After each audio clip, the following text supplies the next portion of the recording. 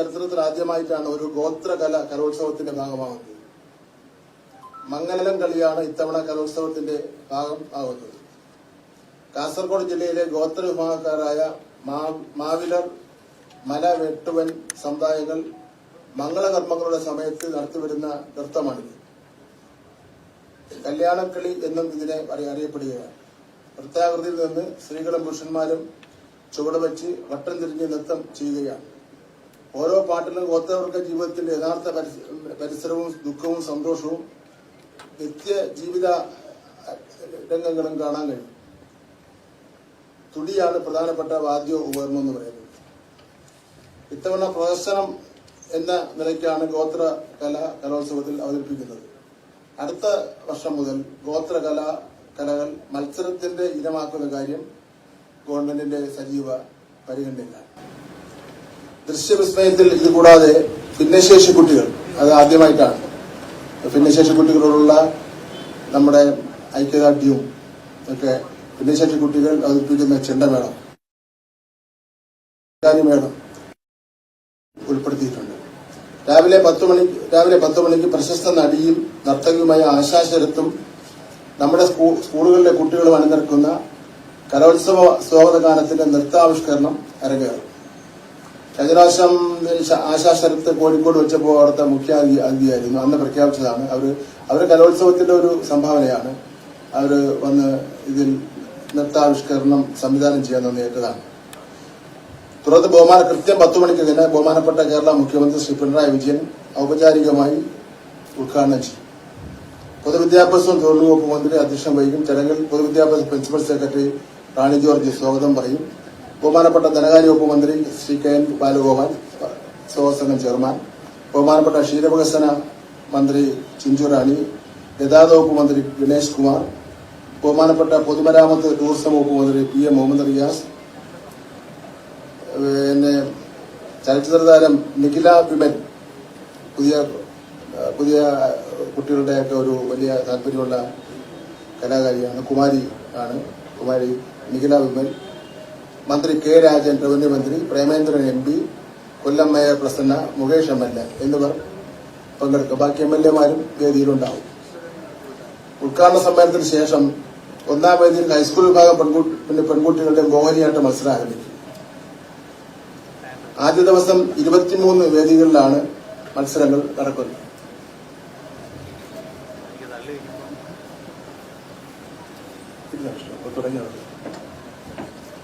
ജനുവരി മാസം 8-ന് തിങ്കളാഴ്ച വൈകുന്നേരം 5 മണിക്ക് സമാപന സമ്മേളനം നടക്കും. ബഹുമാനപ്പെട്ട ധനകാര്യ വകുപ്പ് മന്ത്രി ശ്രീ കെ എൻ ബാലഗോപാലിന്റെ അധ്യക്ഷതയിൽ നടക്കുന്ന സമാപന സമ്മേളനം ബഹുമാനപ്പെട്ട പ്രതിപക്ഷ നേതാവ് ശ്രീ വി ഡി സതീശൻ ഉദ്ഘാടനം ചെയ്യും. ഭക്ഷ്യമന്ത്രി GR അനിൽ സൗജന്യ പ്രകാശനം ചെയ്യും. സാംസ്കാരിക വകുപ്പ് മന്ത്രി സജി ചെറിയാൻ പങ്കെടുക്കും. വിജയികൾക്കുള്ള സമ്മാനദാനം വിദ്യാഭ്യാസ മന്ത്രി നിർവഹിക്കും. മലയാളത്തിന്റെ മഹാനടൻ ശ്രീ മമ്മൂട്ടി വിശിഷ്ട അതിഥിയായി പങ്കെടുക്കുകയും 1ഉം 2ഉം സ്ഥാനം കിട്ടുന്ന വ്യക്തികൾക്ക് സമ്മാനം കൊടുക്കുകയും ചെയ്യും. കലോത്സവത്തിന്റെ സുഗമമായ നടത്തിപ്പിന് 20 കമ്മിറ്റികൾ പ്രവർത്തിക്കുന്നുണ്ട്. 62ാമത് കലോത്സവത്തിന്റെ സ്വാഗതഗാനം തയ്യാറാക്കിയിട്ടുള്ളത് റിസപ്ഷൻ കമ്മിറ്റിയുടെ നേതൃത്വത്തിലാണ്. നേരത്തെ സൂചിപ്പിച്ചപോലെ പ്രശസ്ത സംഗീത സംവിധായകൻ ശ്രീ രമേശ് നാരായണൻ ചിട്ടപ്പെടുത്തിയ ഗാനത്തിന്റെ നൃത്താവിഷ്കരണം പ്രശസ്ത സിനിമാ താരവും നർത്തകിയുമായ ശ്രീമതി ആശാ ശരത്തിന്റെ നേതൃത്വത്തിൽ ജില്ലകളിലെ വിവിധ സ്കൂളുകളിൽ നിന്ന് കുട്ടികൾ അവതരിപ്പിക്കും. BR പ്രസാദ്, കുരിപ്പുഴ ശ്രീകുമാർ എന്നിവരുടെയാണ് വരികളെന്ന് പറയുന്നത്. റെയിൽവേ സ്റ്റേഷൻ, ബസ് സ്റ്റാൻഡ് എന്നിവിടങ്ങളിൽ കലോത്സവത്തിനെത്തുന്ന കുട്ടികളെയും വിശിഷ്ട വ്യക്തികളെയും സ്വീകരിക്കുന്നതിന് വേണ്ടി ആവശ്യമായ സൌകര്യങ്ങൾ ഒരുക്കിയിട്ടുണ്ട്. ഉദ്ഘാടന വേദിയിൽ അതിഥികൾക്ക് നൽകാനുള്ള ഉപഹാരങ്ങൾ ആയ പുസ്തകങ്ങൾ അതൊരു പ്രത്യേകതയാണ്. മൺമറഞ്ഞ കലാസാഹിത്യ നായകന്മാരുടെ വീടുകളിൽ നിന്ന് സ്വീകരിക്കുന്നതിന്റെ ഉദ്ഘാടനം ഡിസംബർ മാസം 24-ാം തീയതി 3 മണിക്ക് ഭരത് മുരളിയുടെ വീട്ടിൽ വെച്ച് ബഹുമാനപ്പെട്ട ധനകാര്യ വകുപ്പ് മന്ത്രി നിർവഹിച്ചു. ഇന്നലെ ഞാനാണെങ്കിൽ ശ്രീ O മാധവന്റെ വീട്ടിൽ ചെന്ന് അവിടുന്ന് പുസ്തകം സ്വീകരിച്ചു. ആ പുസ്തകമാണ് വിശിഷ്ട വ്യക്തികൾക്ക് കൊടുക്കുന്നത്. രജിസ്ട്രേഷൻ കൊല്ലം ടൗൺ UPSൽ വെച്ച് 2024 ജനുവരി മാസം 3-ന് രാവിലെ 10:30 ആരംഭിക്കും. അതൊരു പ്രധാനപ്പെട്ട അറിയിപ്പായിട്ട് ജനങ്ങളെ അറിയിക്കേണ്ടതാണ്. ഓരോ ജില്ലയ്ക്കും പ്രത്യേക കൌണ്ടറുകൾ ഏർപ്പെടുത്തിയിട്ടുണ്ട്. എല്ലാ കമ്മിറ്റി മെമ്പർമാർക്കുള്ള ബാഡ്ജ് തയ്യാറാക്കിയിട്ടുണ്ട്. അക്കോമഡേഷന്റെ കാര്യം പറഞ്ഞാൽ കുട്ടികൾ ഓൺലൈനായി രജിസ്ട്രേഷൻ ചെയ്യുന്ന സമയത്ത് അക്കോമഡേഷൻ സൗകര്യം ആവശ്യമുണ്ടെങ്കിൽ അത് രേഖപ്പെടുത്തുവാനുള്ള സൗകര്യം വെബ് പോർട്ടലിൽ ഒരുക്കിയിട്ടുണ്ട്. കലോത്സവത്തിൽ പങ്കെടുക്കുന്ന മത്സരാർത്ഥികൾക്ക് ഓരോ താമസ സൗകര്യം ഒരുക്കുന്നതിനായി 31 സ്കൂളുകളാണ് സജ്ജമാക്കിയിട്ടുള്ളത്. ആൺകുട്ടികൾക്കും പെൺകുട്ടികൾക്കും പ്രത്യേകം താമസ സൗകര്യമാണ് ഒരുക്കുക. 14 സ്കൂൾ ആൺകുട്ടികൾക്കും 9 സ്കൂൾ പെൺകുട്ടികൾക്കും കൂടാതെ 8 സ്കൂൾ റിസർവായും കരുതിയിട്ടുണ്ട്. താമസ സൗകര്യം ഏർപ്പെടുത്തിയിട്ടുള്ള എല്ലാ സ്കൂളുകളിലും വേണ്ട സൗകര്യങ്ങൾ ഒരുക്കിയിട്ടുണ്ട്. എല്ലാ സെന്ററുകളിലേക്കും സൗകര്യങ്ങൾ വിലയിരുത്തി കുട്ടികൾക്ക് വേണ്ട എല്ലാ സഹായങ്ങളും ലഭിക്കുന്നതിന് വേണ്ടിയുള്ള സംവിധാനങ്ങൾ അതിന്റെ ബന്ധപ്പെട്ട കമ്മിറ്റി ഏർപ്പാട് ചെയ്തിട്ടുണ്ട്. എല്ലാ അക്കോമഡേഷൻ സെന്ററുകളിലും ടീച്ചേഴ്സിന്റെ 2 ഷിഫ്റ്റായി ഡ്യൂട്ടിക്ക് നിയോഗിച്ചിട്ടുണ്ട്. കൂടാതെ പെൺകുട്ടികൾ താമസിക്കുന്ന സ്കൂളുകളിൽ വനിതാ പോലീസ് അടക്കമുള്ള പോലീസ് സംവിധാനവും ഉണ്ട്. എല്ലാ സെന്ററുകളിലും മത്സരവേദികൾ, റൂട്ട് മാപ്പ് തുടങ്ങിയവ പ്രദർശിപ്പിച്ചു. ഏറ്റവും പ്രധാനപ്പെട്ട ഒരു കമ്മിറ്റിയാണ് ഭക്ഷണ കമ്മിറ്റി. 14,000 പേരാണ് പങ്കെടുക്കുമെന്ന് പ്രതീക്ഷിക്കുന്നുണ്ടെങ്കിൽ തന്നെയും അതിൽ കൂടുതൽ ഹൈസ്കൂൾ ഗ്രൗണ്ടിലാണ് ഭക്ഷണ പന്തൽ തയ്യാറാക്കിയിട്ടുള്ളത്. മുൻവർഷങ്ങളിലേതുപോലെ പഴയിടം മോഹനൻ നമ്പൂതിരിയാണ് ഈ വർഷം പാചകത്തിനായി തെരഞ്ഞെടുക്കപ്പെട്ടിട്ടുള്ളത്. വെജിറ്റേറിയൻ തന്നെയാണ്. അതിനൊരു തർക്കത്തിന് പോകേണ്ട കാര്യമില്ല.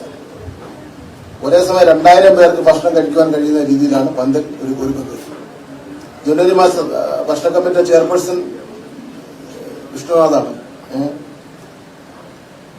ജനുവരി മാസം 3 രാത്രി ഭക്ഷണത്തോടെയാണ്, 3-ാം തീയതി രാത്രിയാണ് ഭക്ഷണത്തിന് അതിന്റെ ഒരു ചടങ്ങുണ്ടല്ലോ, പാലുവെച്ചും ഉദ്ഘാടനമൊക്കെ രാവിലെ അല്ലേ. ജനുവരി മാസം 3 രാത്രി ഭക്ഷണത്തോടെയാണ് ഊട്ടുവരയുടെ പ്രവർത്തനം ആരംഭിക്കുന്നത്. മറ്റേത് ആക്ച്വലി രാവിലെയാണ് ഊട്ടുവരയുടെ പ്രവർത്തനം ആരംഭിക്കുന്നത്. പാചക ആവശ്യത്തിനായി ജല ലഭ്യത ഉറപ്പുവരുത്തിയിട്ടുണ്ട്. കുട്ടികൾക്ക് ചൂടുവെള്ളം ശേഖരിച്ചുകൊണ്ട് പോകുന്നതിനുള്ള സംവിധാനം ഒരുക്കിയിട്ടുണ്ട്. ക്ലീനിങ്ങിനായി കോർപ്പറേഷൻ ജീവനക്കാരുടെ സേവനം ഉറപ്പാക്കിയിട്ടുണ്ട്. മേയർ തന്നോട് ഒഴിപ്പുണ്ട്. വിദ്യാർത്ഥികളിൽ നിന്ന് പൊതുജനങ്ങളിൽ നിന്നും ഉൽപ്പന്നം ശേഖരിച്ച് കലവറ നിറയ്ക്കൽ എന്നുള്ള ഒരു പരിപാടി നടന്നു വരികയാണ്. ഭക്ഷണം വിളമ്പുന്നതിന് 4 ഷിഫ്റ്റുകളിലായി 1000-ഓളം അധ്യാപകർ, TTI, BEd എന്നിവരിലെ വിദ്യാർത്ഥികളെയും തെരഞ്ഞെടുക്കപ്പെട്ടിട്ടുണ്ട്. നവമാധ്യമങ്ങളിലൂടെയുള്ള പ്രചരണ പരിപാടിക്കായി പ്രൊമോ വീഡിയോ പുറത്തിറക്കിയിട്ടുണ്ട്. നിരവധി കലാകാരന്മാരും അതുപോലെ പ്രമുഖ വ്യക്തികളുടെയും അഭിപ്രായങ്ങൾ രേഖപ്പെടുത്തി അത് പ്രചരണം നടത്തുന്നുണ്ട്. ചൈൽഡ് വിക്കേഴ്സ് ചാനൽ നവമാധ്യമങ്ങളെ കോർഡിനേറ്റ് ചെയ്യുകയാണ്.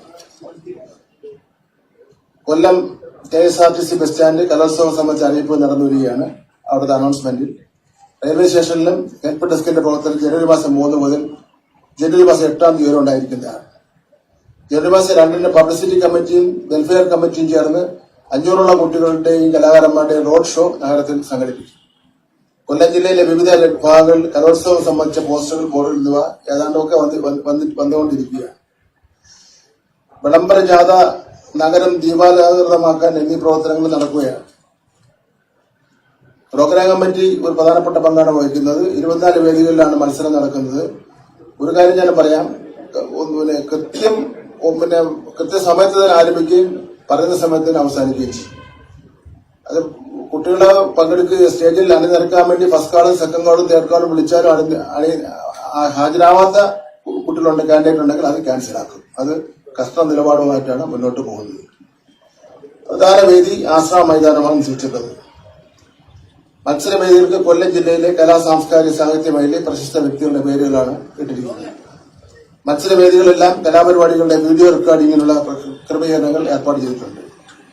മത്സര ഇനങ്ങൾ ഉൾപ്പെടുത്തിയ പ്രോഗ്രാം ഷെഡ്യൂൾ തയ്യാറാക്കി പ്രസിദ്ധീകരിച്ചിട്ടുണ്ട്. വളരെ നേരത്തെയാണ് അത് പ്രസിദ്ധീകരിച്ചത്. സാധാരണഗതിയിൽ എന്ന് എവിടെ വെച്ച് എപ്പോഴും ആരംഭിക്കുന്ന സംബന്ധിച്ചത് വലിയ സംശയമാണ് രക്ഷകർത്താക്കൾക്കുള്ളത്. വളരെ നേരത്തെ തന്നെ അത് പ്രസിദ്ധീകരിച്ചിട്ടുണ്ട്.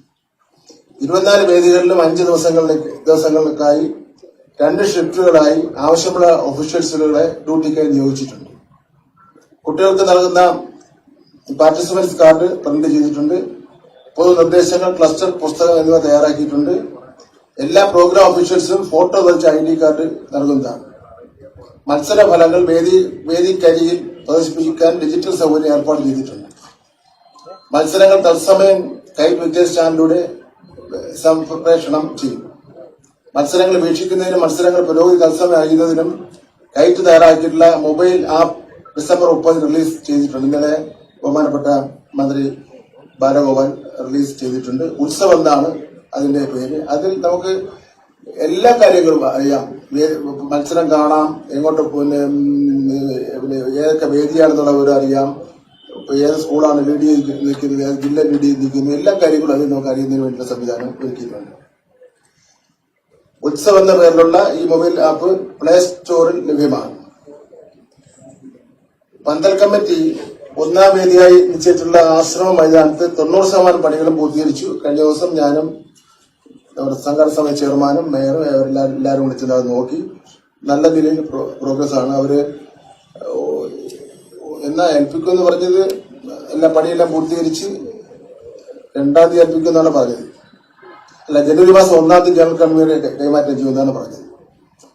അവിടെ ടോയ്ലറ്റ് ബ്ലോക്ക്, വിവിധ കമ്മിറ്റികൾക്ക് മീഡിയകൾക്കുള്ള സ്റ്റോളുകൾ എന്നിവയെല്ലാം പണി പൂർത്തീകരിച്ചിരിക്കുകയാണ്. പട്ടണ പന്തലിന്റെയും നിർമ്മാണ പ്രവർത്തനം അതിവേഗം പുരോഗമിച്ചുകൊണ്ടിരിക്കും. ഞങ്ങൾ ഇന്നലെ അവിടെ പോയിരുന്നു. ഞാനും ശ്രീ ബാലഗോപാലും മറ്റുള്ളവരുമായിട്ട് ഇന്നലെ അവിടെയും പോയിരുന്നു.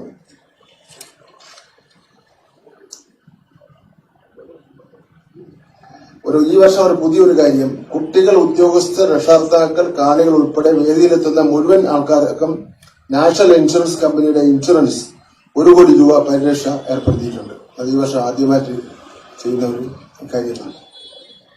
പന്തൽ ഒരുക്കിയിട്ടുള്ള വേദികളുടെ നിർമ്മാണം ജനുവരി മാസം 1-നാം പൂർത്തീകരിക്കും. ജനുവരി 2-ന് ലൈറ്റ് ആൻഡ് സൗണ്ട് ക്രമീകരണങ്ങളും അനുബന്ധമായി പൂർത്തീകരിക്കും. ഓരോ വേദിയിലും ലൈറ്റ് ആൻഡ് സൗണ്ട് കമ്മിറ്റിയുടെ വോളണ്ടിയർമാർ ഉണ്ടാവും. ജനുവരി മാസം 3 മുതൽ റെയിൽവേ സ്റ്റേഷൻ, ബസ് സ്റ്റാൻഡ് എന്നിവിടങ്ങളിൽ എത്തിച്ചേരുന്ന മത്സരാർത്ഥികളുടെ രജിസ്ട്രേഷൻ കൌണ്ടറിലേക്കും താമസ സ്ഥലത്തേക്കും ഭക്ഷണ സ്ഥലത്തേക്കും എത്തിക്കുന്നതിന് വേണ്ടിയുള്ള ഗതാഗത സൗകര്യങ്ങൾ സജ്ജമാക്കിയിട്ടുണ്ട്. ബസ് സ്റ്റാൻഡ്, റെയിൽവേ സ്റ്റേഷൻ എന്നിവിടങ്ങളിൽ നിന്ന് മത്സരാർത്ഥികളെ സ്വീകരിച്ച് വേദികളിലേക്ക് അക്കോമഡേഷൻ സെന്റേഴ്സിലേക്കും ഭക്ഷണ പന്തലിനെ എത്തിക്കുന്നതാണ്. അതിനൊരു കലോത്സവ വണ്ടി എന്ന് നാമകരണം ചെയ്തിട്ടുള്ള 30 വാഹനങ്ങൾ ക്രമീകരിച്ചിട്ടുണ്ട്. ജനുവരി 3-ന് റോഡ് ഷോ നടത്തുവാനുള്ള ക്രമീകരണം നടത്തിവിടുകയാണ് ഈ കലോത്സവ വണ്ടികളുടെ.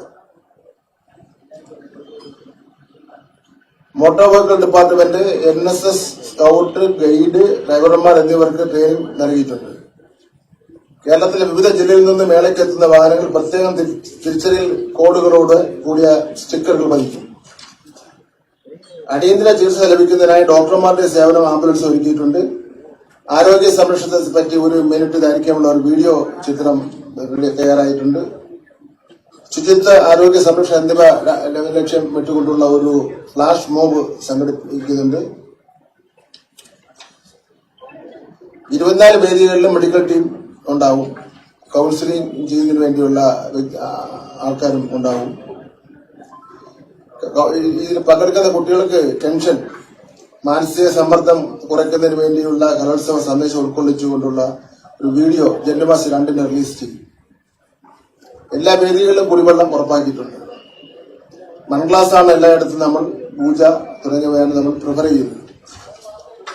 ആംബുലൻസ് സൗകര്യം എല്ലാ സ്ഥലത്തും തന്നെ ഉണ്ടായിരുന്നു. പോലീസ് വകുപ്പുമായി ചേർന്നുകൊണ്ട് കൊല്ലം വിദ്യാഭ്യാസ ജില്ലയിലെ സ്കൂളുകളിലെ NSS, NCC, SPC, scouts, social service scheme എന്നീ വിഭാഗങ്ങളുമായി 2800 കുട്ടികളുടെ സേവനം എല്ലാ വേദികളിലും ലഭ്യമാണ്. മുഖ്യവേദിയിലെ വാഹന പാർക്കിങ്ങിനായി ആശ്രാമം, ലിങ്ക് റോഡ്, ആശ്രാമം മൈതാനം, മൈതാനത്തിന് ചുറ്റുമുള്ള റോഡ് എന്നിവിടങ്ങളിൽ ക്രമീകരണങ്ങൾ ഒരുക്കിയിട്ടുണ്ട്. മത്സരവേദികളിലെയും നഗരത്തിലെയും ക്രമസമാധാന പാലനത്തിനും ഗതാഗത ക്രമീകരണത്തിനുമായി സിറ്റി പോലീസ് കമ്മീഷണറുടെ നേതൃത്വത്തിൽ വിപുലമായ സുരക്ഷാ ക്രമീകരണങ്ങൾ ഏർപ്പെടുത്തിയിട്ടുണ്ട്. ഇന്നലെ ഇവിടെ യോഗം കൂടി ഞങ്ങൾ എല്ലാവരും കൂടെ പങ്കെടുത്തിട്ടുണ്ട്. സുരക്ഷാ സംവിധാനത്തിനായി നിരീക്ഷണ ക്യാമറകൾ ഈ പ്രാവശ്യം ഏർപ്പെടുത്തുകയാണ്. പ്രധാന വേദിക്ക് അരികിൽ കൺട്രോൾ റൂം പ്രവർത്തിക്കും.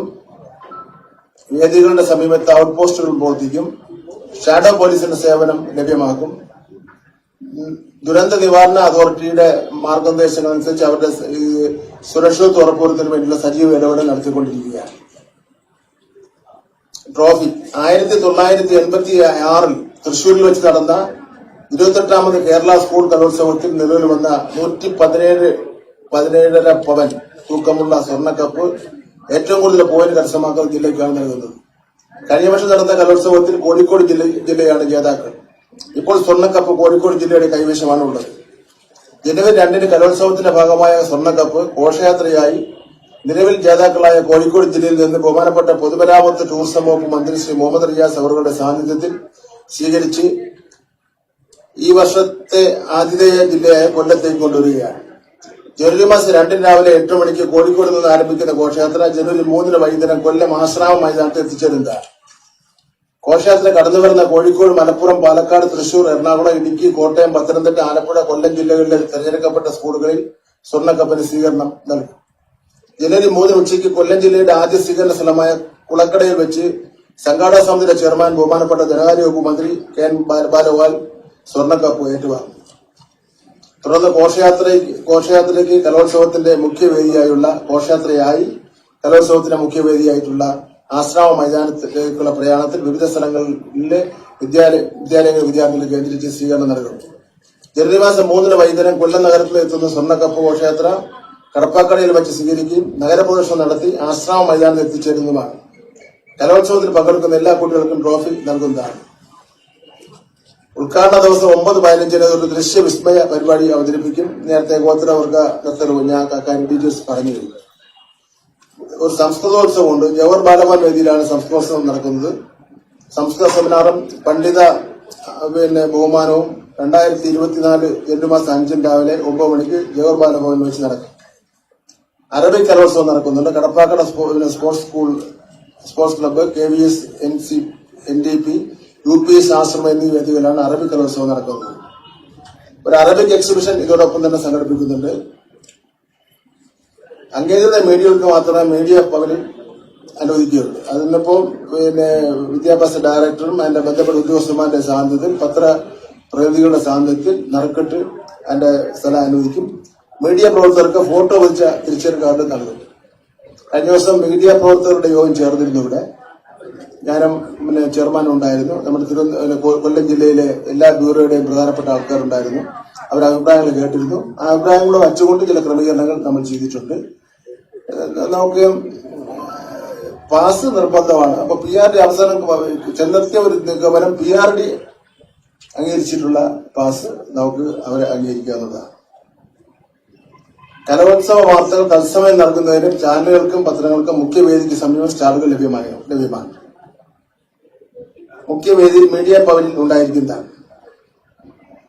അധ്യാപകർ, PTA, ശുചിത്വ മിഷൻ, ഹരിത മിഷൻ, കുടുംബശ്രീ, കൊല്ലം കോർപ്പറേഷൻ, നാഷണൽ ഗ്രീൻ കോർപ്പസ് ഇവരെല്ലാം കൂടെ ചേർന്നുകൊണ്ടുള്ള ഹരിത സേനാ പ്രവർത്തനം നടത്തുന്നതാണ്. നമ്മുടെ ഈ പ്രാവശ്യത്തെ കലോത്സവം ഹരിത കലോത്സവമായി പ്രഖ്യാപിച്ചിട്ടുണ്ട്.